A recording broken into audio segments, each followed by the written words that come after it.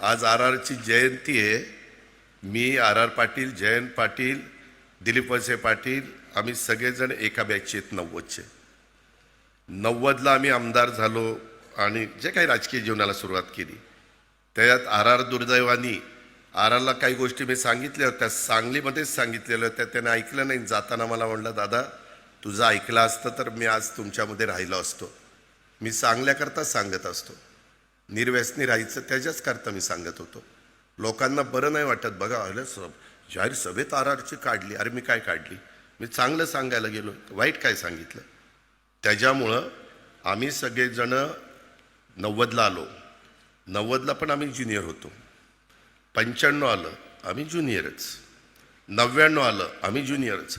99ला तर विलासराव देशमुख, जयंतरावांना आठवत असेल, मुख्यमंत्री आघाडी करता कसं करायचं काय करायचं त्यावेळेस पवारसाहेब, प्रफुल्ल पटेल, त्याच्यामध्ये पद्मसिंह पाटील, विजयसिंह मोहिते पाटील, त्याच्यामध्ये मधुकर पिचड आणि छगन भुजबळ हे सगळे राष्ट्रवादीचे नेते होते.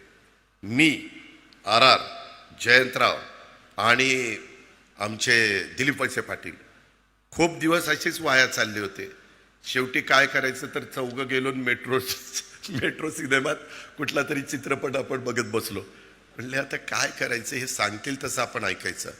म्हणजे कुठली 90, 95, 99 आणि 3 टर्म झालेल्या होत्या. आणि 2004ला आम्हाला थोडंसं विचारपूस करायला लागली. परंतु काही काही जण पहिल्या टर्मलाच त्यांना वाटतं की मी मोठा झालो पाहिजे, मी भाषण केलं पाहिजे. त्याच्यात आता मी आता माझ्या पक्षाचं काम करतोय, जयंतराव त्यांच्या पक्षाचं काम करतोय, पण माझ्या पक्षात कुणी काय करावं हे दुसरेच सल्ले द्यायला लागले. मला तर काही कळतच नाही काहींचं. अरे तुमचं तुम्ही बघा ना, आमचं आम्ही बघू ना, काय करायचं आणि काय नाही करायचं.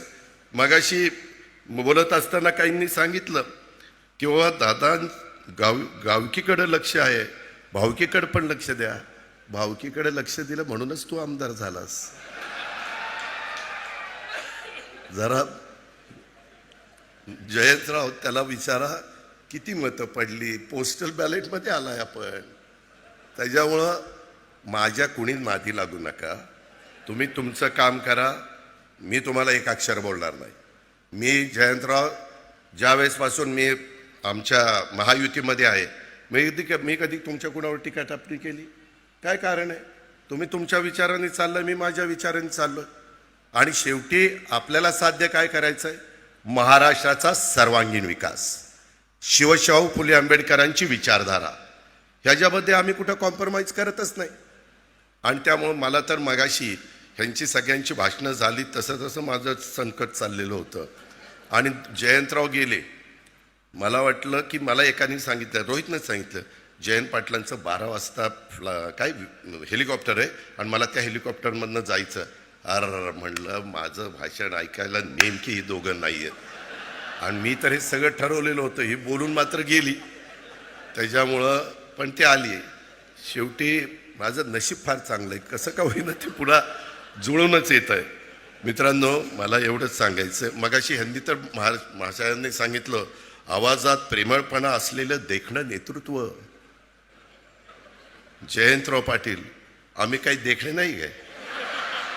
त्याला वाळव्याला बोलवायचं, इथं बोलवायचं, आमचीच बिन पाण्याने करायची ही देखणा. आणि आम्ही काय बिन देखणा आहे? तुला बघतोच, ये माझ्याकडे कसं काय येते.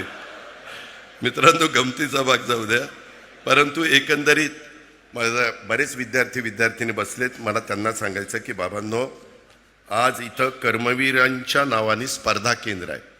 आणि इथं माझ्या सांगली जिल्ह्यातले, माझ्या कोल्हापूर जिल्ह्यातले बरेच विद्यार्थिनी, जे सर्वसामान्य मुलं आहेत, गरीब आहेत, आई वडील गरीब असल्यामुळं त्यांना आज शिक्षणाचं महत्त्व तुम्हाला सगळ्यांना कळलं. आज ज्ञान हे इतकं महत्त्वाचं आहे की तुम्ही ज्ञानी असाल तर तुम्ही कुठं जाल हे आज जगाने सिद्ध करून दाखवलं आहे. आता AI आर्टिफिशियल इंटेलिजन्स हा प्रोग्राम देखील आलेला आहे.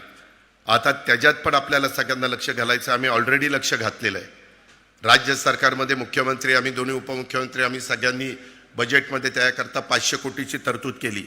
मी अनेकदा महाराष्ट्रात जातो आणि सांगतो की हे कमी पडले, तर पुन्हा मी नागपूरच्या बजेट अधिवेशनामध्ये त्याच्यात अजून अधिकचा निधी देण्याचं काम करील. परंतु आपली मुलं मुली ते शिक्षण त्यांनी घेतलंच पाहिजे.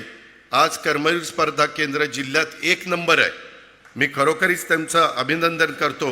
विशेषतः केंद्र चालवणारे जे कोणी मान्यवर आहेत, ते शिकवणारे शिक्षक आहेत, त्यांचं मी मनापासून अभिनंदन करील.